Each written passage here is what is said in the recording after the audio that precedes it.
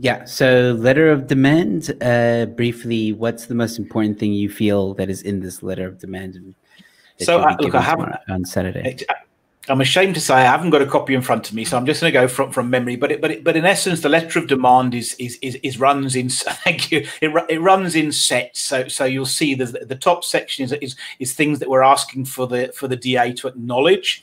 And at the bottom is that we're asking them to promise to do, to give assurances. So in the initial, we're just asking for them to recognise that the Western Cape has a different ideology from the rest of South Africa, that it has a different culture from the rest of South Africa, and that it has a different demographic from the rest of South Africa. And we've tried to be very, very non-confrontational in that, and we've tried to be extremely factual. So we're just trying to establish the facts as they are in absolute terms, that kind of say, look, you know what, there is this difference between the Western Cape and South Africa. We definitely don't want to create division between anybody. We just want to establish the facts so that when we go on to talk about what comes next, we're not disputing that. So none of these should be contentious, but we're asking for the DA just to acknowledge that the facts as we state them are in fact true, that we have a different ideology, that we have a different culture, and we have a different demographic from the rest of South Africa.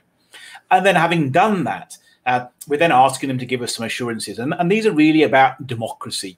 So we're asking them to, first of all, to say, look, you know what, that actually, if there's enough evidence that people want independence, that as the Democratic Alliance, presumably they're still the government of the Western Cape, then they respect democracy. And if there's evidence that the majority of people in the Western Cape want a referendum on independence, that they accede to that wish. Then, if the referendum is in favour of independence, that the DA then negotiates on behalf of the people of the Western Cape in good faith with the government of South Africa to enact that referendum. And then finally, the one that's perhaps more provocative for them, but we've put it there all the same, is and if the government of South Africa says no and refuses to recognise the democratic wishes of the people of South Africa, that they then unilaterally pursue independence in accordance with the principles of international politics and law. So they're the things. So it's a step-by-step approach. There's nothing there that's terribly controversial, but I think it's just really important that we as an independent movement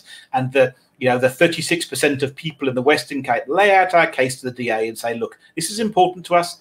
We want independence, and we don't want it undemocratically. We want it if everybody wants it, but actually democracy is a two-way street. And actually, we are willing to respect democracy, but you must respect democracy too. And if this is something that the majority of people in the Western Cape want, as the democratically elected government of the Western Cape, you must now enact our wishes.